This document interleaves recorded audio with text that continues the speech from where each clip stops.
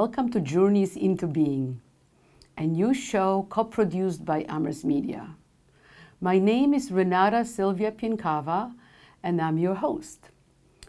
This program will focus not on doing, but on being, not on accomplishments, but on the joy of being fully present, not on what many people call success, but on our ability to be in flow, to be connected to each other and to the world through our very presence.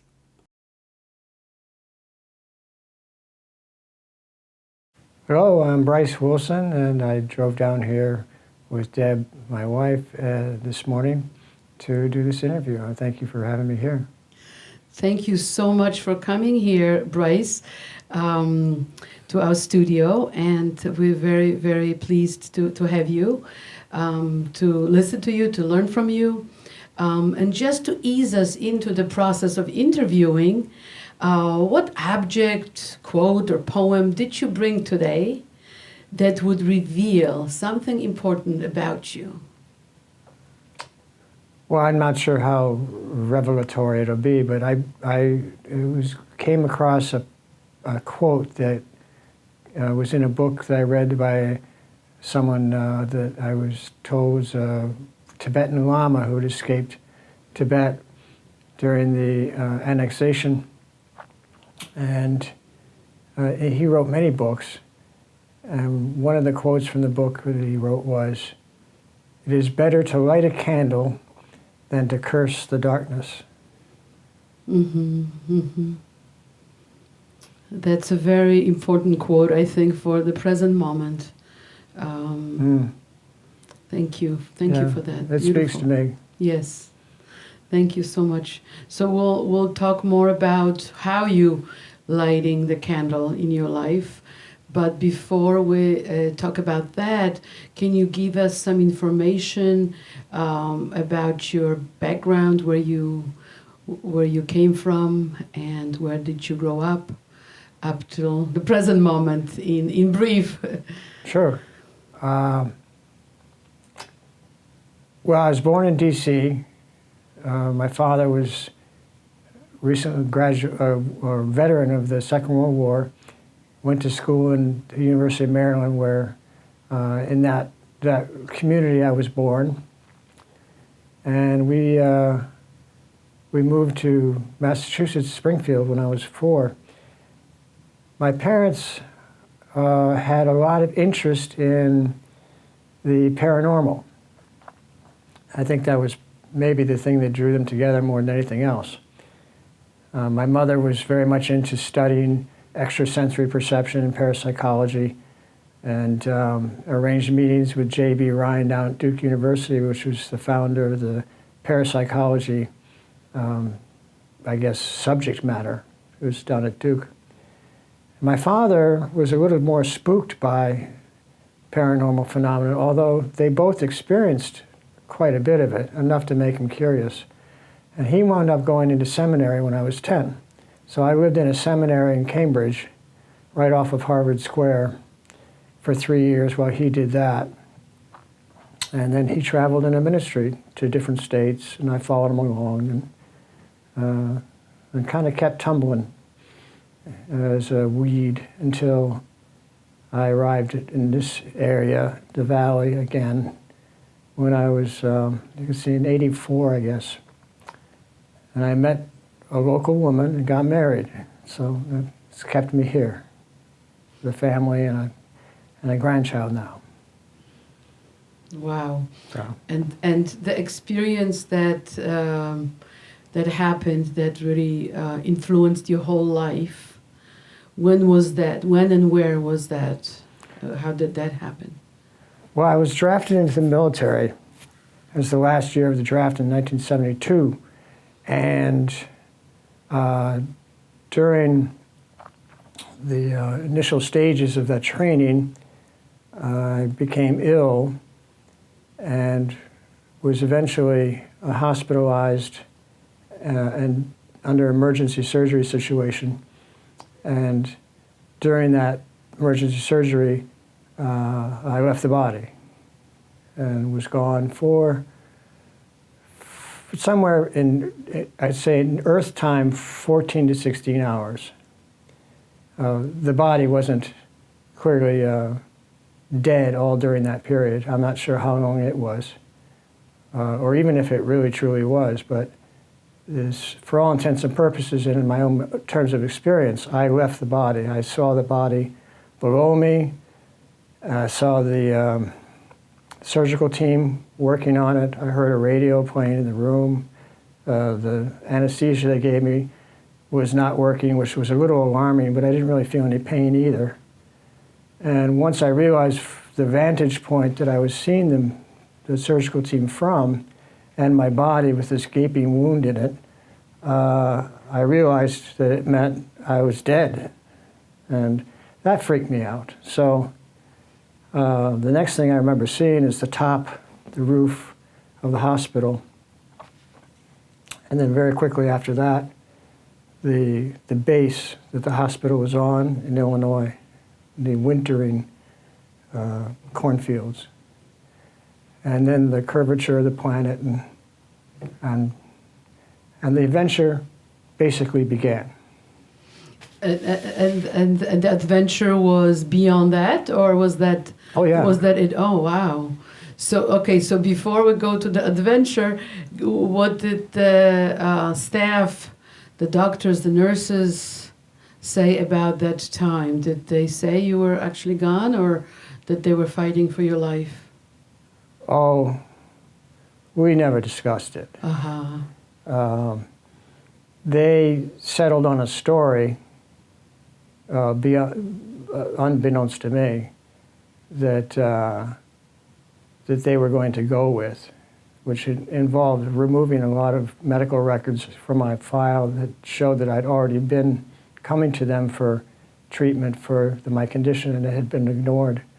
So wow. They were doctoring the records and covering their butts.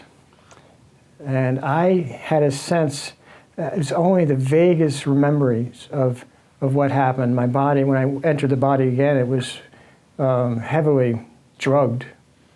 And I stayed in the hospital in bed for about a month, and very slowly came out of the fog, and little pieces of weird memory, dreamlike memory would come to me.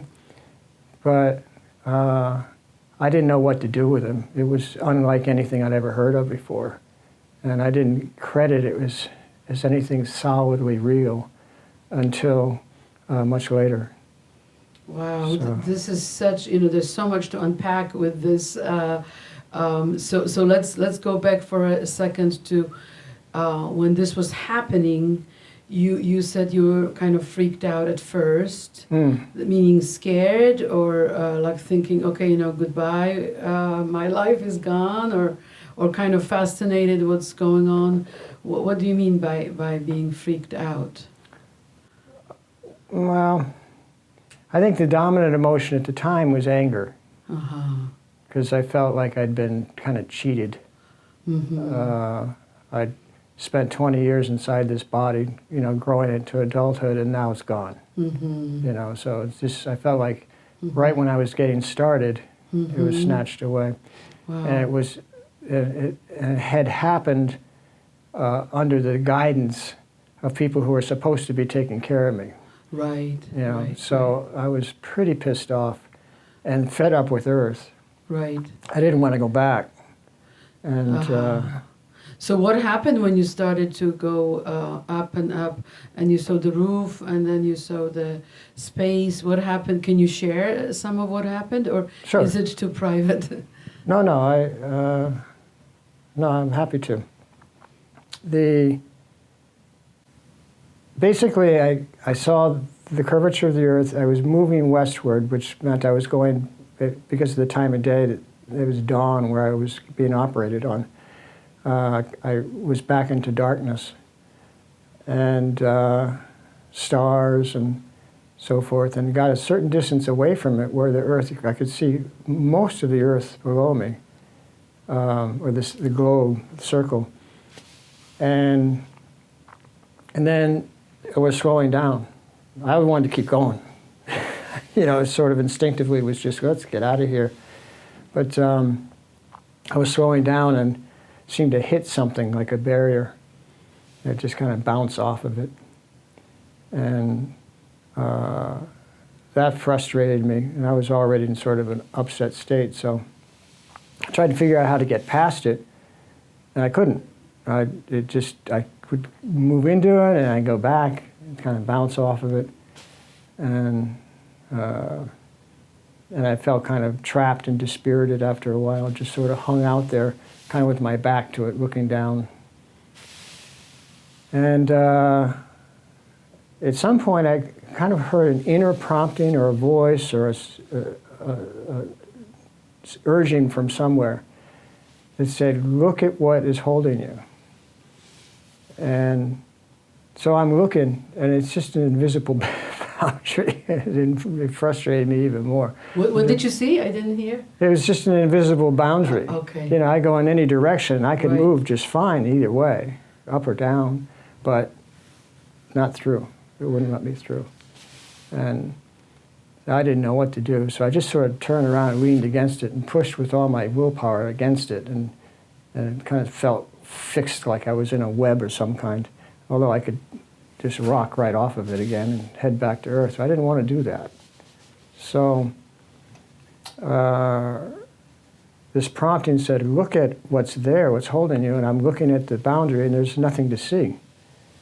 So I'm looking now back down at Earth, and I'm thinking about all the people that had, in my mind at that time, betrayed my trust and got me into this situation, and how I'll never have an opportunity to vindicate myself somehow or to account for, get justice. And was feeling sorry for myself about that. And then I saw this mass of negative feeling as a tether. It was like holding me. And I realized there's nothing behind me. This is just this attachment to being right, to being, you know, to my story of whatever it was. I'm attached to it. And if I wanted to go that way, I had to let that go. So I did. And then I went to the next chapter. So you kept going, you let go, or did you come back because you were so attached? No, I let go of it. Oh, you did? I did. So, wow. It was hard. Wow. I did. So what was the next chapter? Well, it felt, excuse me, it felt a lot like waking up. But really, really groggy waking up. Like, where am I kind of waking up? But I was waking up, and I recognized, I had a sense of recognition about where I was, that it didn't translate into like full awareness. It was just like, I've been here before, I know this place, this is fine, that I'm here. I'm looking around, and I see, or have a sense of seeing my composition as energy, multi-hued energy, moving radiantly. And around me, there are these other similar creatures. Were you still in space, or were you back in the hospital? It was more like, I was, I thought of it as space. For a long time, that's how I thought of it. Mm-hmm. When I was back in the body, anyway. So there are these other beings around me, and I can see that they're dreaming. Mm-hmm. And that I had been dreaming in that same space with them, and now I was all of a sudden free of the dream. So I'm looking at them, and they all seem dreamy. Right. You know, they're not alert to the surroundings. They're not alert to this space that we're in. They're in this dream state. And I wanted to leave because I felt like, all right, we're here having this thing together as energy beings, and I'm not interested anymore. I want to I want to leave. but I don't want to upset anybody by making a commotion. So I'm just going to kind of drift off in this other direction. It looks like there's a lot of light, there's a lot of brilliance going over in this direction. I'm going to head off toward there and do it quietly. But I didn't get very far before one of the other energy beings was suddenly in front of me. Wow. And as soon as there was an awareness or alertness that came into this other being's presence, so that I felt this connection between us, and I went, whoa, I know this being. This being's a very important being to me. I have a lot of history with this being.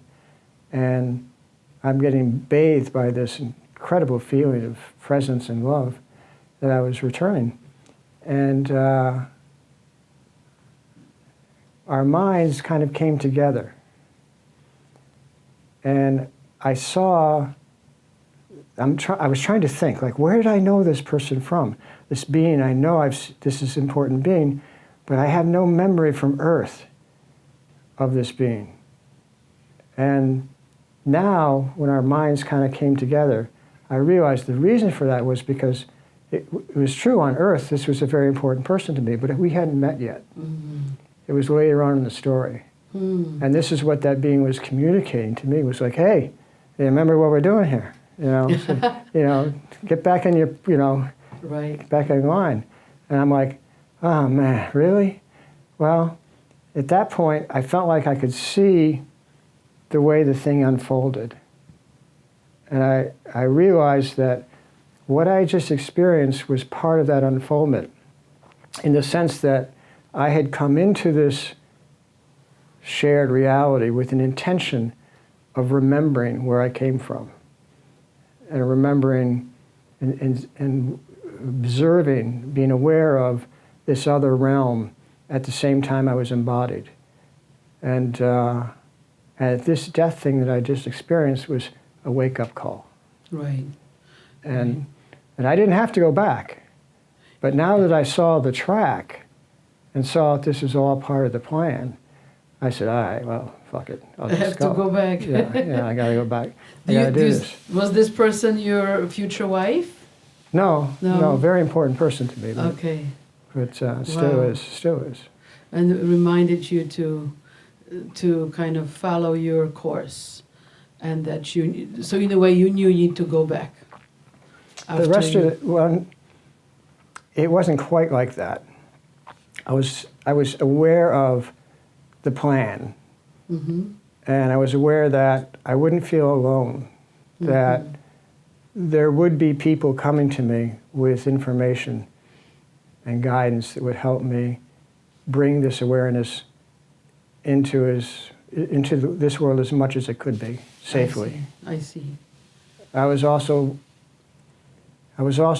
guided to be aware that it wouldn't necessarily be safe.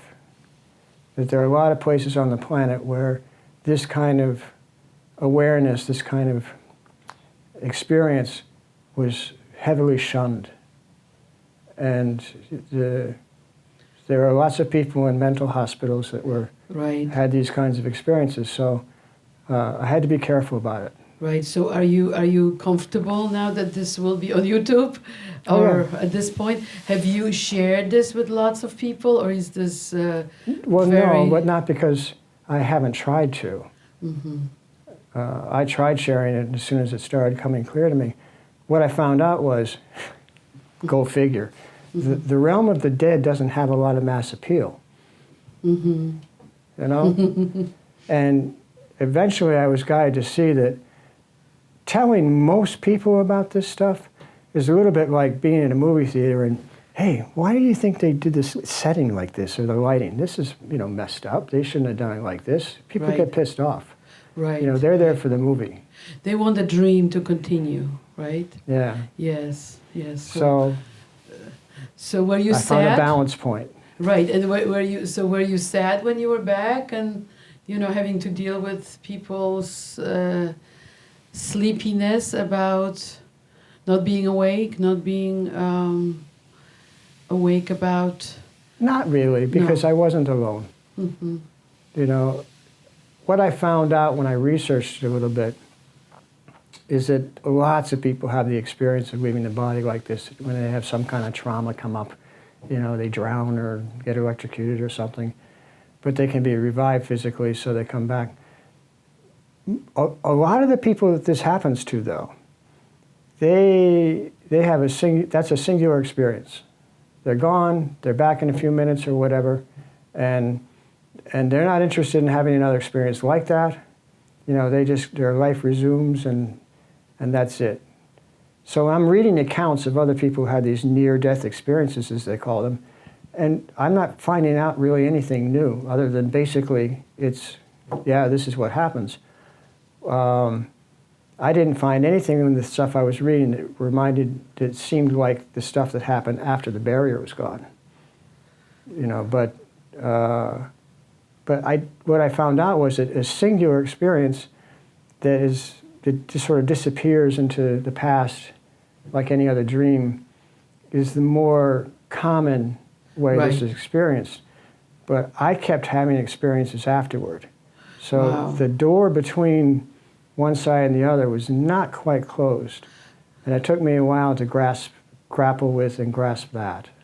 Right. So what we would like to know, how this, I know this was an extremely key experience in your life. How has that informed the rest of your life and influenced the rest of your life? Because you were very young, right? You were 20 years old, right? Yeah. So you had the whole life ahead of you. And how was that guiding or changing your next 50 years? Well, as I mentioned answering the last question, I continued to have experiences that were outside the body. So can you give another example? What happened? Well, then the next one that happened was while I was still in the hospital. And we had been there then a couple of weeks, and they had removed, I've forgotten what they removed now, but I think that I was able to walk around, go around the hall, go to the bathroom, that kind of thing at this point.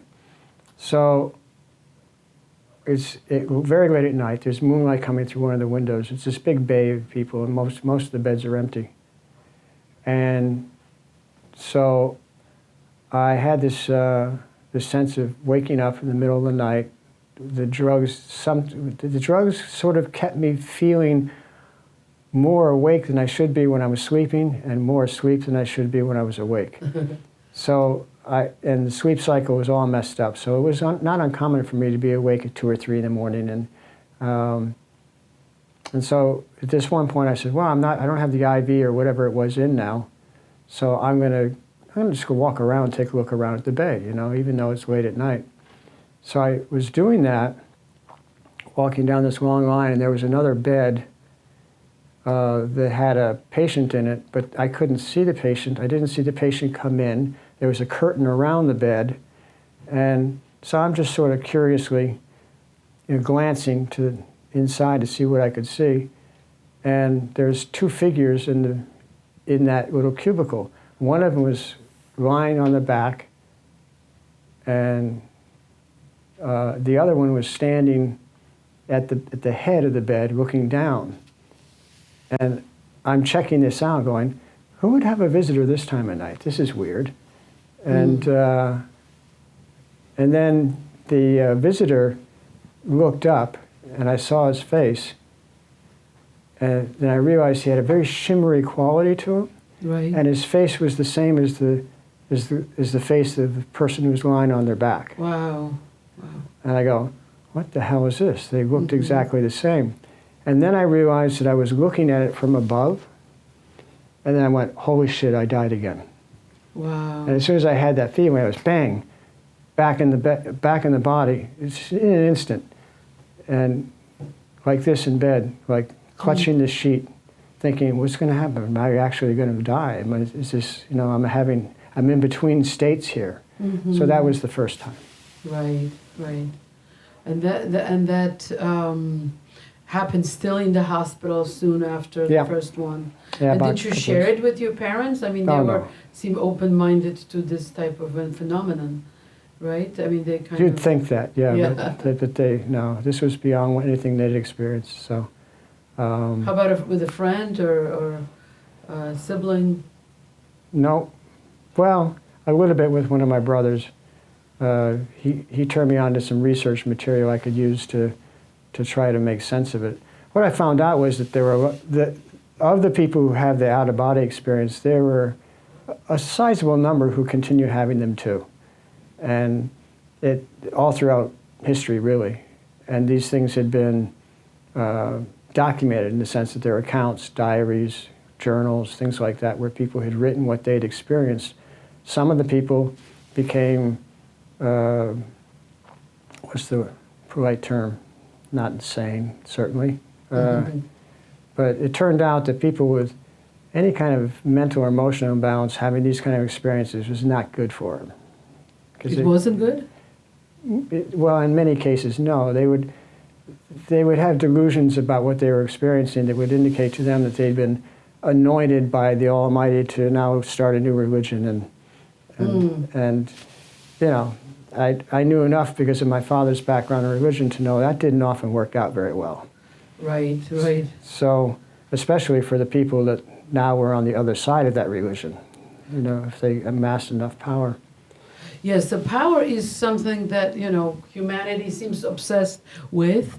So I would think that, you know, one thought that could occur would be, okay, now I have a connection with something greater than, you know, this life.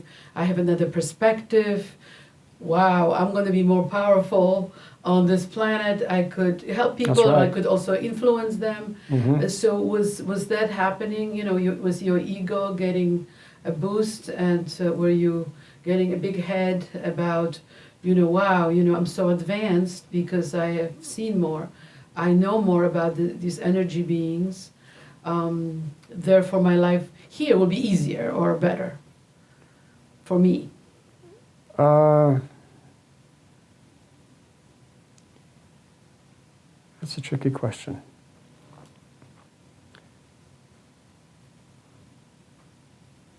I would say probably the answer is no. I didn't ever, in fact, I tended to avoid talking about it with people who just didn't bring the subject up themselves. Because it turned out that mostly they didn't want to hear about it. And, but eventually I had some friends, including in the military, that were also very interested in the other realm, that's to say, the paranormal realm. In order to understand what I'm talking about, I should define a little bit what I mean. The metaphysical realm is like everything, right? Like the meta-universe or something. You know, it's all that there is. And if you can imagine that as an ocean, the surface of the ocean is like the physical realm. And so the paraphysical realm is like the part of the metaphysical reality that's not physical. All right? So there are beings, the angels, or what we call the dead, that reside underneath in the ocean that kind of pop up and then go back down. That's their actual, that's where they're from. When they pop up, they're usually amnesiac. They have no idea who they really or what they really are. They think they're, in this case, a meat body that lives and dies in a relatively short period of time, can experience pain, deprivation, starvation, and so on. That's what they think. That's what they're raised to think. That's how they operate. You mean we get that, we think that, we Yeah. on Earth, or the ones that visit us? Same thing. Okay, so they are also not that aware, the ones that maybe live at the bottom of the ocean. Hard to say. I haven't gone all the way to the bottom yet, but Yes. they. But that's what we do, as energy beings. We come into some form of incarnation and believe that that's who and what we are. when it's really more like a pet. And the reality is most humans on the planet, most modern humans, which is most humans on the planet, billions, they don't have a clue about the other realm, or nor want to. So they're accumulating experience, but they also, paradoxically, don't have too much of a clue about humans. Right, right. You know, they don't regard themselves as primates. Right. You know, they So don't. they're not They don't biological. study primate behavior. Right. They don't understand what it takes for a primate body to be healthy and fit. They don't get that. They don't study it from the perspective where they would get that. Got You it. know, Yep. because subconsciously they're not thinking of themselves as a human anyway. Yes. You know, so there's a conflict. Right. So it's kind of in between. We're not quite conscious of any our deeper nature, and yet we're not very conscious of our physical, biological nature. Right. But before we talk about the physical nature, I know you have studied that and practice Qigong. Were there any other encounters that revealed to you a lot more about our deep nature first? Oh, yes. Can you share maybe one more? I know we have other questions, but this is fascinating. Let me just say, I'm writing an account of that, because Wonderful. there are multiple experiences, and say also, in reference to it, that the thing that I found that was most significant for the integration for me was something that I was taught to regard as the feeling.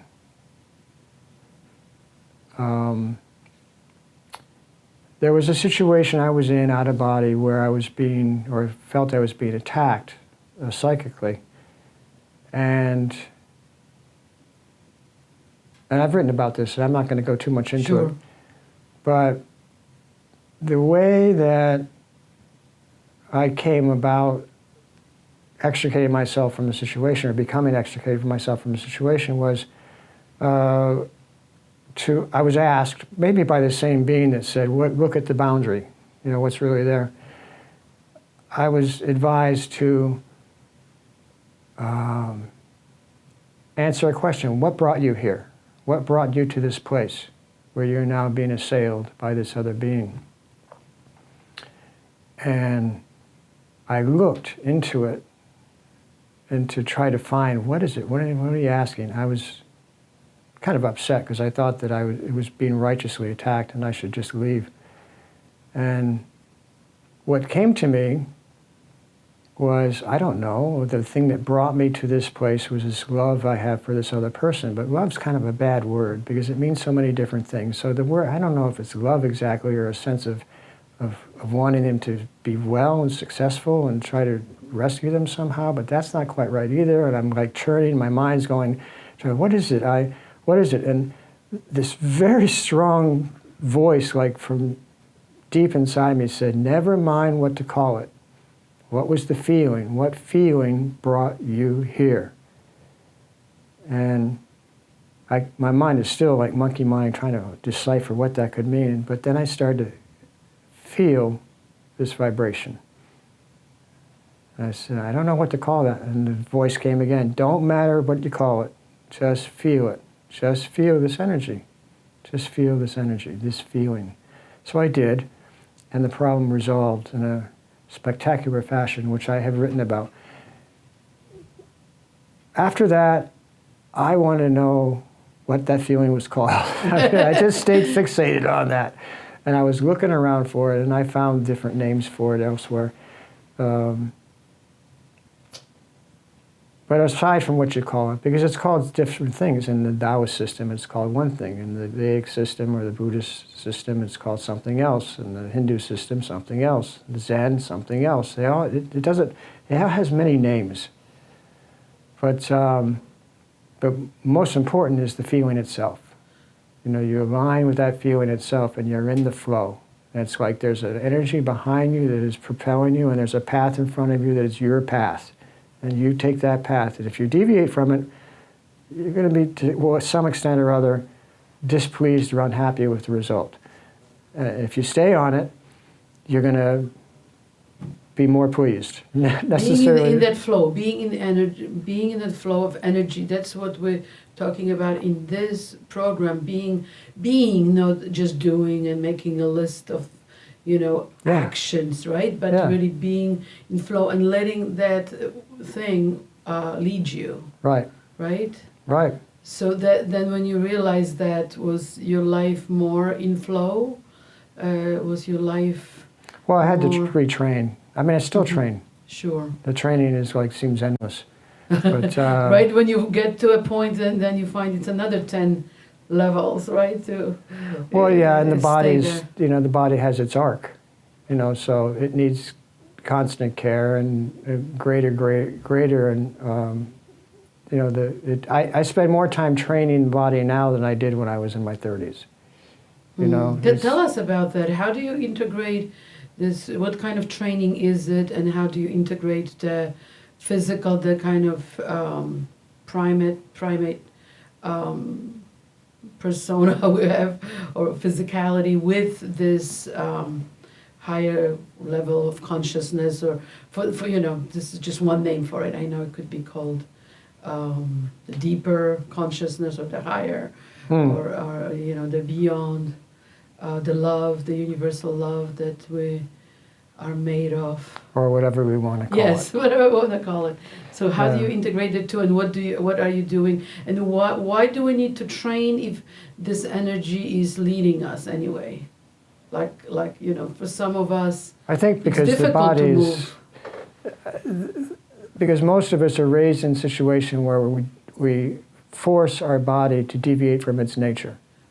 We're not treating it like a primate. We're not giving it what it needs. So what does it need, this body of ours?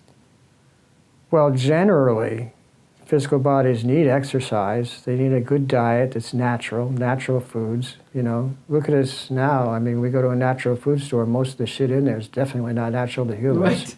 Right. You have no business eating that. Yeah. So chips and crackers. Chips and rice and beans and stuff. I mean, you eat that stuff in a natural state, it'll kill you. What's natural to eat? What would you recommend? Fruits, vegetables, nuts, stuff that you could eat if you wanted to raw. You could eat raw. So that for protein, that's meat. People who think, well, I'm a vegetarian. I say, an herbivore? I mean, I don't know what that means, but large apes eat meat. I mean, that's how because they can eat it raw. And it is most easily assimilatable into the body for protein that you need. Protein is a very small amount of what you need. Right. You overeat protein a lot, but for me, that's what worked. And I was a vegetarian for years. And so I was convinced at the time that this is the thing that's going to, turns out that you get, I lived at Sirius Community for 25 years. Right. And I saw a parade of people come in as young, idealistic people who were vegetarian or vegan or whatever, and they hit middle age and it stopped working. And their bodies are like, I'm having this bloatedness, I'm having all these problems with my digestion, and I'm having autoimmune disorders come up, and what's wrong with and then they go, maybe it has something to do with the diet. Maybe it has something to do with the fact that in order to get the protein you need, you have to eat a whole bunch of carbohydrate that your body doesn't need. I see. And it has to process. Right. It has to digest. It has to excrete. It has to, maybe there's something going on there. Yeah. But then if they, start eating meat, then the question of violence that is being perpetrated on all these friends of ours, animals and birds, and fish, and violence in general on this planet. I mean, how do you view that, now with the conflict in Gaza, in Ukraine, in Sudan? I mean, what how do you look at this? Like, why are we so, if we have this higher nature, why are we being so violent? And also the way we raise the animals too is so violent. It is, it's terrible. You know, so for me, personally, the question, it's resolved by taking meat only that's humanely raised and understanding that, and being grateful, and understanding that, you know, that this feeling that generates everything permeates all these other beings as well, and that this body here will feed them, you know, in time. That's the way the circle of life works, and not to put too much of a value judgment on it. Right. But certainly not to be cruel. Right. You know, one of the things that I got more than, that was quite important to me through this whole process of becoming in tune with the body and myself as a separate energy being that is in charge of this body, was that I felt like a desire to treat that body better. Right. Treat it the way it's designed, not the way I think it ought to be designed. Right. Because I have a lot of opinions, you know, about that. Yeah, yeah. You know, but, you know, what is its nature? You know, tune into its nature and treat it like I would. I don't treat, you know, like I have a dog, right? I treat the dog in accordance with its nature. That means it needs exercise, it needs play, it needs love, it needs tending, it needs food, it needs the right food, it needs, and so on. I'm not going to feed it fish food, you know, because I think, you know what I'm saying? Yes, You I get the understand. point. Right, but how come so many of us don't treat animals that way according to its nature, and each other according to each other's nature of love and compassion? Why so many humans, you know, mistreat one another? And there's, you know, violence against women, there's racism, there is greed. You know, why? Did you get any insights to you know, this planet is, it could be a paradise, but it's a bit of a nightmare. Yeah, it sure is, depending on your neighborhood. Right. Well, this is an analogy that was given by one of my teachers that I thought really sank in. You have this creature, I've forgotten what its technical name is now, but it's basically a butterfly. Whatever, lapid something or other. I don't know. Anyway, the butterflies. And when they're first brought into the world, and the first is larva, and they emerge as larva and then become the caterpillar, they devastate forests. Right.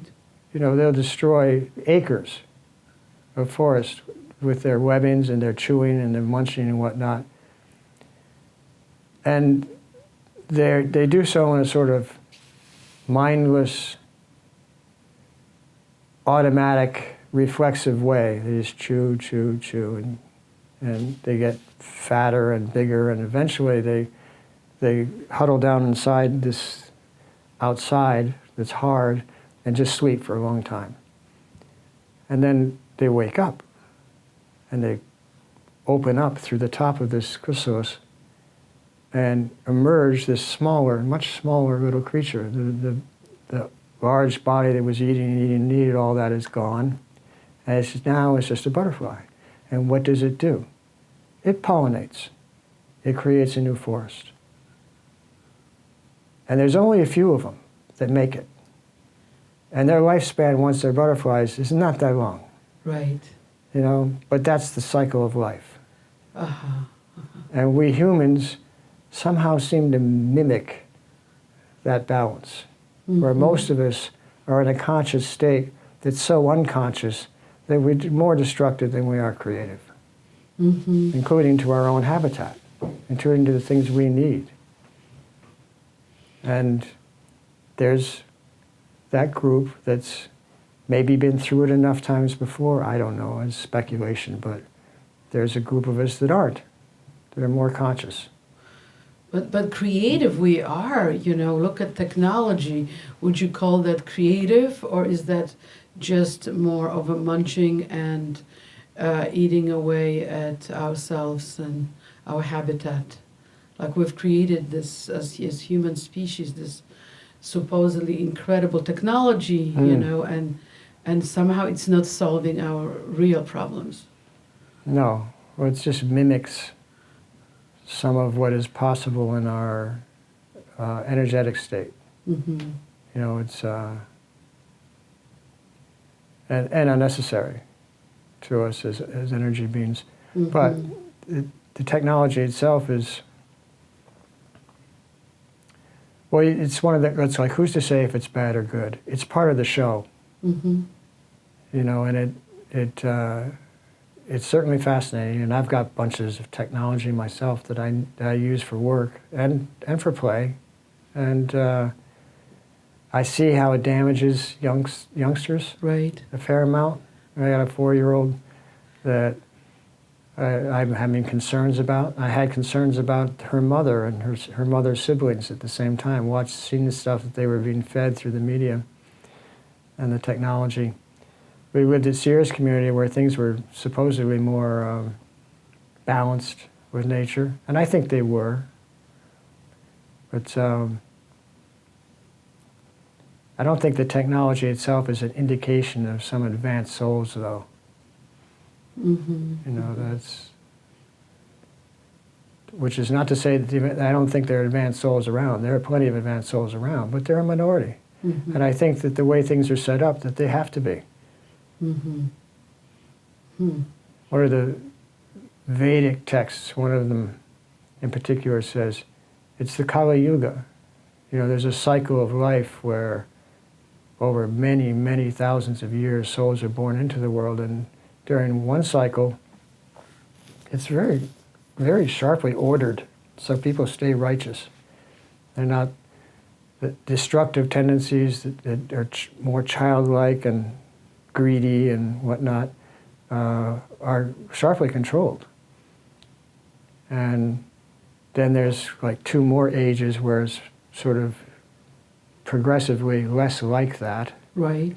Until you get to the last age, the Kali age, the age of iron, and it's like, at that point, those who used to control and make sure everybody's behavior stayed in alignment, they're like, we're just going to go on retreat for a few thousand years. Here's the car keys and the alcohol and the firearms. Right. You all have fun. Right. So it's teenagers left to their own their own devices, right? Yeah. Yeah. So do you feel like we're living in such an age now? I do.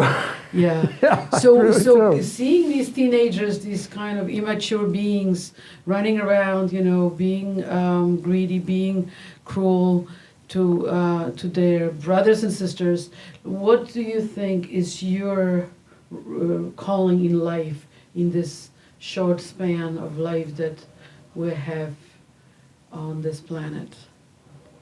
Well, as much as possible to enact the balanced awareness and be in alignment with the feeling, to go through this. You know, I have instances where I feel like I help people. And sometimes it's in a class. People come, they say, well, I want to learn from you how to, you know, do what you do. And I say, well, I mean, I'll have a class here or there and do that, but sometimes it's just wanting to be, or being in that space of connecting with people, connecting with dogs, connecting with cats that I run across, connecting even with birds, and having a sense of communication with them that is uplifting, Right. positive, Right. you know, appreciative. You know, in the Taoist system, the word compassion, or the word that's translated to compassion, means that it's a mixture of 5 different elements. Love is only one of them, and joy and happiness, that's one energy. Another is courage, and another is stillness, or the capacity for gentleness. Another is appreciation, gratitude, forgiveness. And let's see, what am I missing?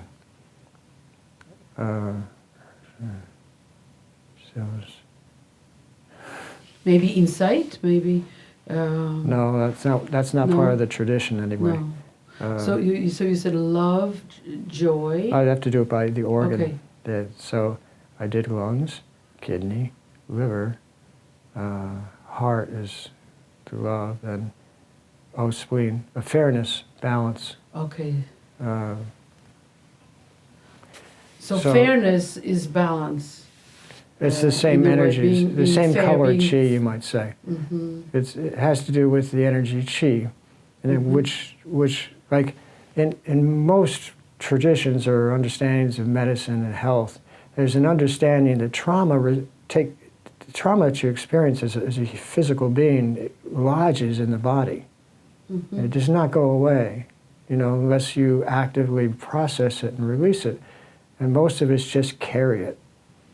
So we accumulate this trauma, and some of it lodges in according to the Taoist tradition, into the physical organs. Right.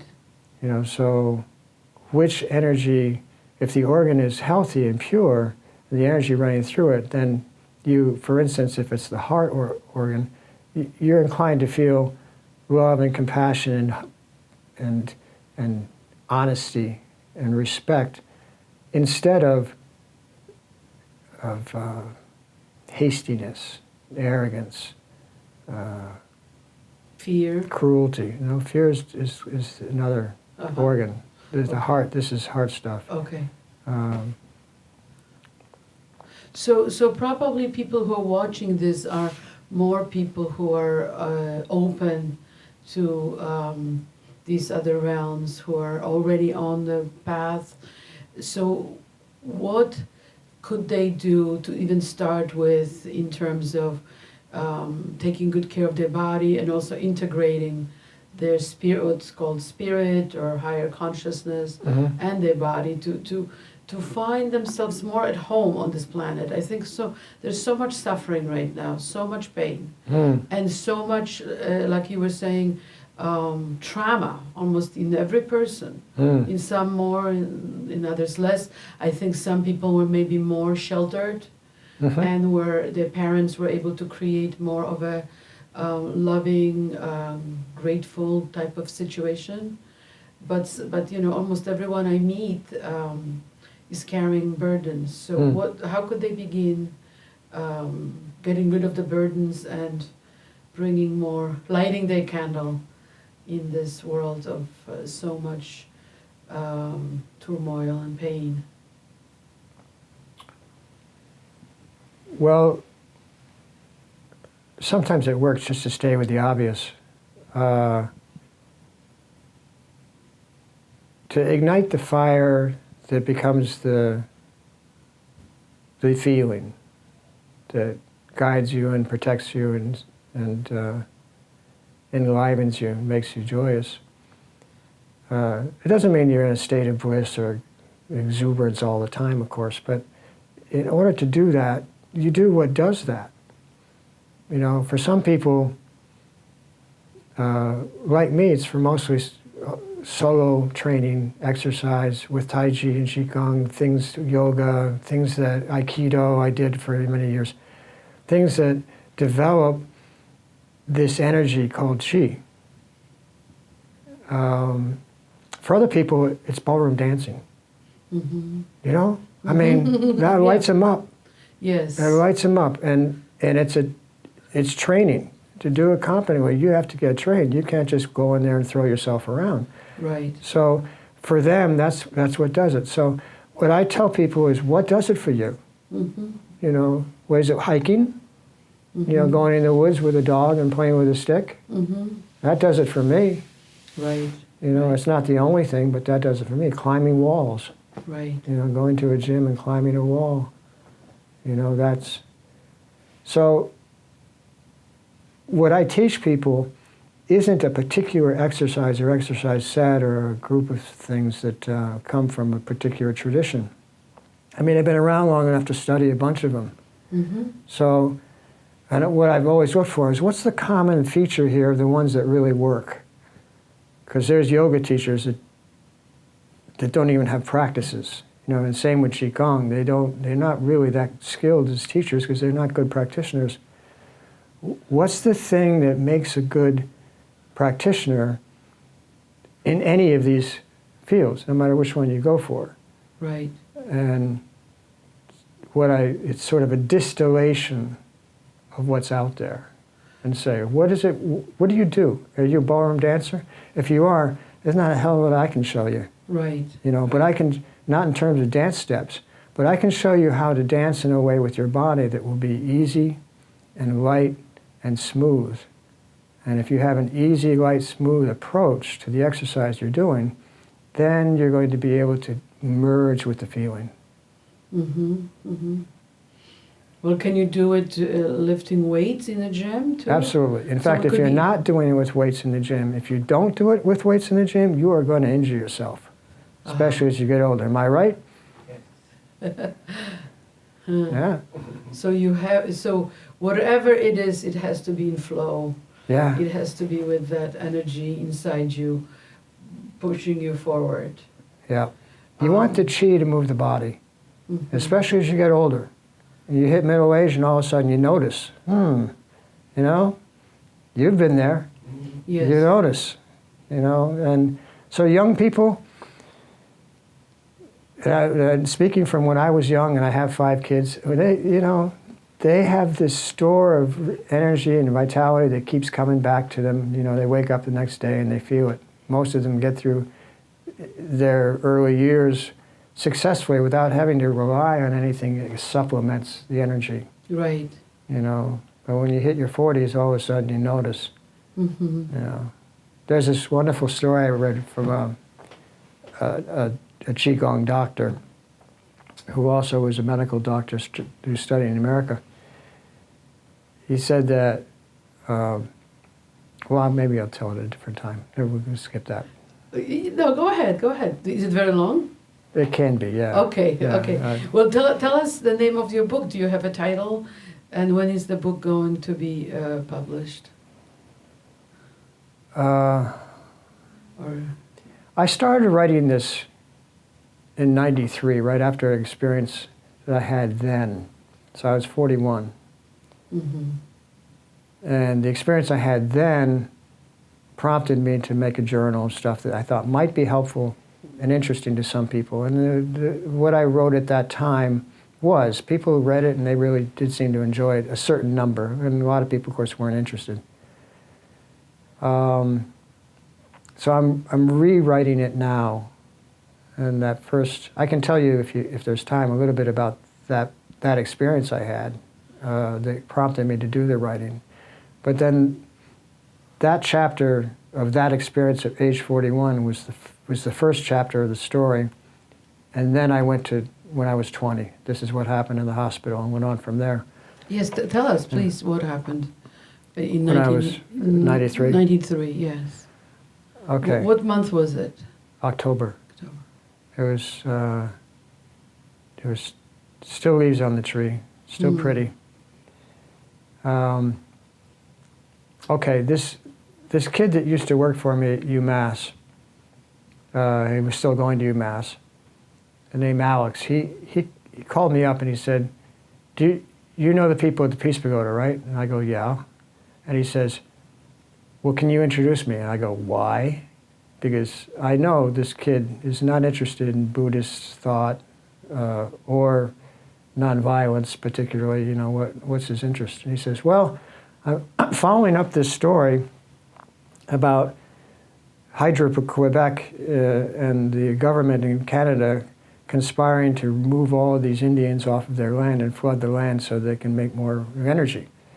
And I understand that the Peace Pagoda people had gone out to the St. James Bay area as a peace mission to prevent the violence between the tribal people and the Mounties, and the ruffians that were hired to extend it. So I want to talk to them and get their view on it." So I said, okay. Okay. So I picked him up, and we're driving out. You've been to the Peace Pagoda? Of course. Of course. So, we're driving out there, and it's a beautiful day. And while I'm going there, I'm thinking, Alex, I say to him, you really shouldn't come across when you're talking to the Peace Pagoda people as too partisan about this issue, because that's not their thing. They're there to, their interest is in peace between the parties of a conflict, not in taking sides. And if you come across too much like you're on a partisan position there, they might just not want to talk to you. And he goes, oh my God, well, how do I do an interview then? What am I going to ask? Well, how am I going to be? And I go, I don't know. I said, you know what might help is if we actually go up to the monument itself before you go talk to them. You know, it's an extra bit of walking, but if you go there, a lot of people think and have said that there's a feeling that's there that communicates in its own way to you how you should be. And if you, pay your respects and go and see if you can experience that, that might help. And he goes, well, did it help you? I go, I feel something, Alex. I can't really describe what it is, but I can tell you that these other people that are telling me something about what they feel, I think, from my own experience, there's something to it. Give it a try. And he says, okay. So we walk up there. So the first statue that you come to is this golden, they're all golden statues in these niches that are in 90-degree locations on this globe, or dome. And the first one you come to, when you're walking up to it, there's a big flight of stairs, actually two, you go up this way to it. And it's this statue of Buddha greeting everybody. He's got his hands up like this, he's looking out at the crowd. Hey, how you doing? And I'm looking at it. I say, oh, we stop at each one of the stations and just, and Alex is like, okay. And I said, all right. So I'm looking at the statue, and the sun is reflecting off the gold paint. And my eyes are kind of watering a little bit, and it looks to me like the statue does this. I go, oh, that's a weird optical effect, I do this, and I wipe my eyes a little bit, and I look back. I go, no, it's stationary. Okay, that was just an optical effect. And then I see it do this again. And it looked like it smiled. I go, okay, now that's a pretty weird optical effect. Come on, Alex, let's go to the next niche. I'm thinking, shaking my head and wiping my eyes. We get to the next one, and there's two statues in that one. Both of them are like seated. And one of them is, the statue is looking out, and the other one's got his eyes closed in meditation. And they're both moving. Wow. Just a little bit. Just, you almost wouldn't see it. It was like, what I was seeing, I was like, this was in shadow, no sunlight. The shadow, and one of the ones that's looking out smiles. Wow. And you can see the rib cages inflating and deflating with their breath. And I went, okay, now this is peculiar. Am I having a seizure or something here? So I lean over and I go, Alex, you seen these statues move? He says, yeah, I was going to ask you about that. How do they do that? I go, oh boy. So then we go to the third niche, and this is a statue of the Buddha lying down, evidently on his deathbed, but he wasn't showing dead because his chest was rising and falling there. Right. And we go to the fourth one, which is just a much larger statue of the Buddha in a meditative state. And there was no movement, but there was this presence. Wow. There was just ba-boom, ba-boom, ba-boom, ba-boom. And I felt like I was being watched and observed and not evaluated really, but there wasn't anything hidden by this presence that was there, and appreciated for being there. And so then we moved on, and Alex is beside himself. We get away from the statue. He says, so how do they do that? And I go, Alex, what do you think? This is the Hall of Presidents at Disneyland? They don't do that for anybody else, Alex. I've been up here a whole bunch of times. I've never heard of anything like this before. This was not for me. This was for you. I don't know why. He goes, what do you mean it was for me? I said, I happened to observe it with you, but this was clearly something that was meant for you. Wow. And he says, well, what does it mean? I said, well, ask yourself that in 20 years. Right. I think you're going to accumulate experience from now until then that will help you understand. But what I knew was this was his initiation. Right. For him, this was like what the death experience was for me. He got a window into this metaphysical reality that he didn't expect and that he can't deny. Yes. Yes, and he had a witness and a guide next to him. Right. So, wow, that's incredible. Have you been in touch with him, or At least once a year. once a year? So, And he's one of the people who just you can talk to hasn't done much. him. It's been 30 years Hasn't done much in what sense? in exploring what does this mean. Oh, How does this inform my life? right. And I'm not judging him. For me, it became important. It became more important than anything else. It became more important than making a bunch of money, acquiring a bunch of stuff that then I've got to somehow maintain and take care of. Yes. It meant. But you had children. Why have you decided to have children in this planet, in this world? Well, they were, I would say, I had 2 stepchildren from Deb, my wife, and then we had 3 together. In each case, they were a surprise in the sense that I wasn't trying to have children, and neither was Deb. But the way they each worked out, the beings that became our flesh and blood children were in communication with us prior. Right. And they showed up. they were here, and I've known at least one of them in other lifetimes, I see. and possibly in this lifetime at an earlier time. So that's how that happened. They're here to. They're extraordinary people. Yes. Yes. Yes, So, do you believe that these beings come and go, come back again into another lifetime, like Not always. reincarnation, or no? One of my teachers, Mantak Chi, says, the reincarnation thing, it makes sense to some extent, but the numbers don't work. That's true. Billions and billions. Yeah, where do they come from? For almost the whole time we've had humans on the planet, there hadn't been any more than 300 million of them. And that was like a high point, that was stayed stable for a bunch of years. 8 billion? Right. So, but I think that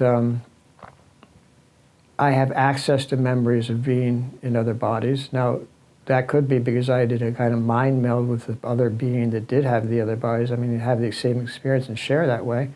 I think that's possible. I think I've experienced it. So I don't know. Right. Well, do you believe that we're in a dream, and when we wake up, all this will be clear to us, or not really? We'll continue dreaming in another realm.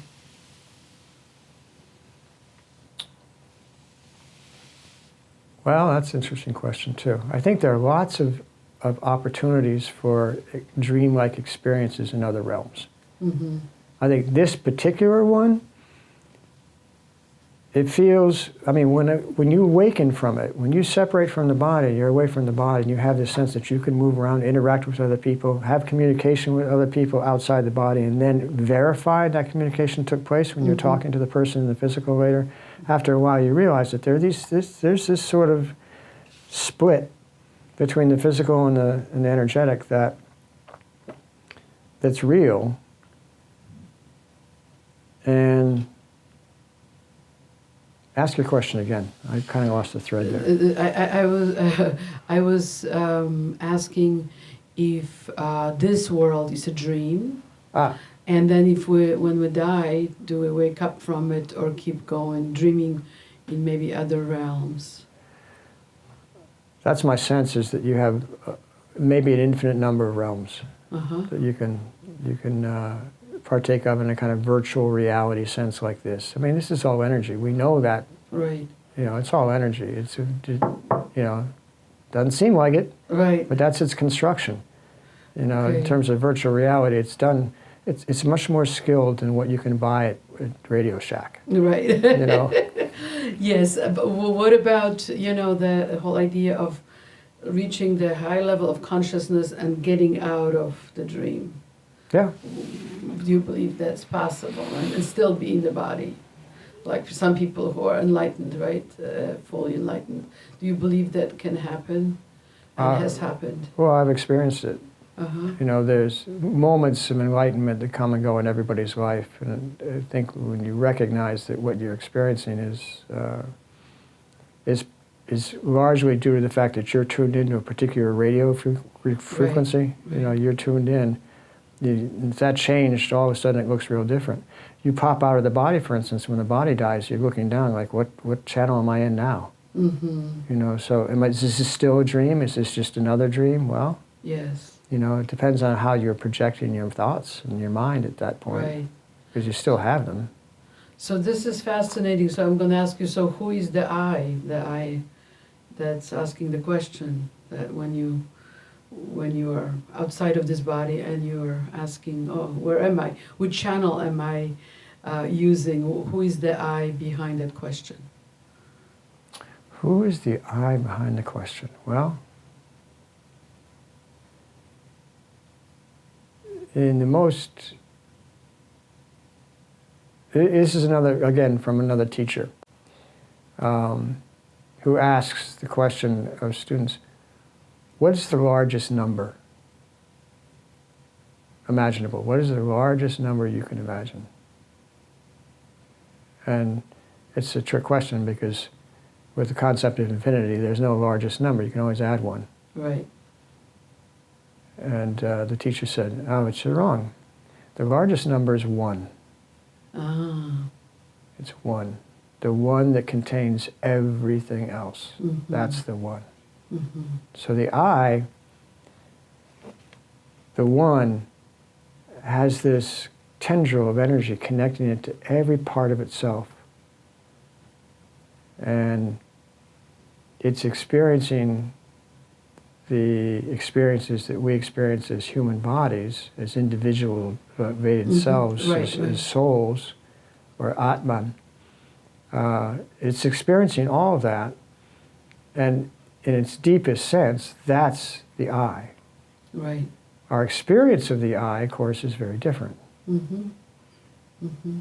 Mm-hmm. Does that answer your question? Yes, yes. It's you definitely answered my question. I still have at least 100 other questions. We didn't go with the questions on the list.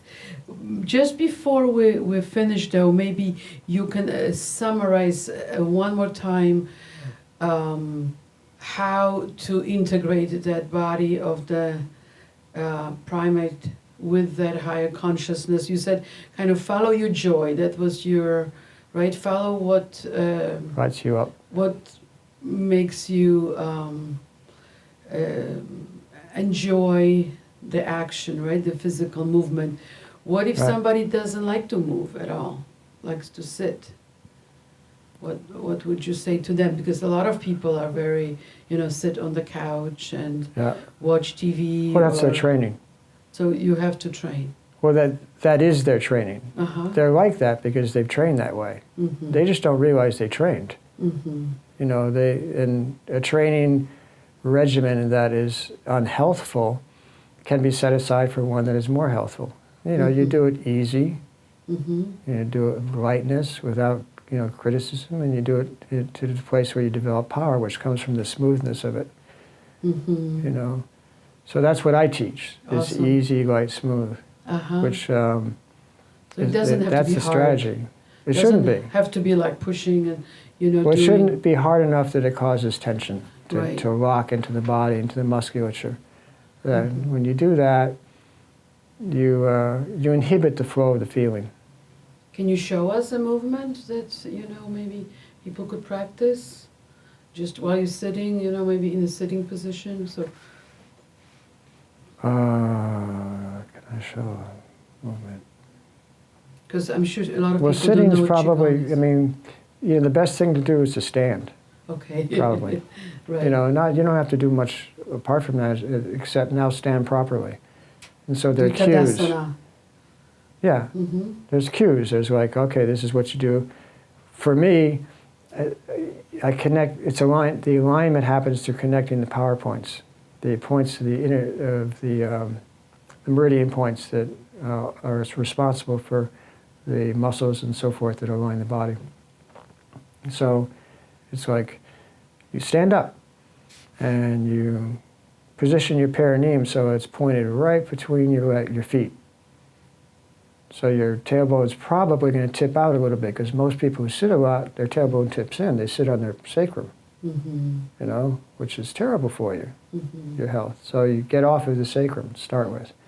If you can't do that standing up, then you get off of it when you're sitting. You know? Yep. Train yourself. Yes. Push your tailbone, your sacrum out like this. Push your shoulders out too, so you have that curve in the lower back. And the lumbar vertebrae are aligned properly, the way they should be properly. And then get to a place where you can do that when you're standing. You know? I mean, that once you're in the position that you need to be in alignment, then you breathe way into the pit of your belly. Feel the energy go right up the back, into the head, and then let it out. Do that a few times, and then move on. That's easy, light, smooth.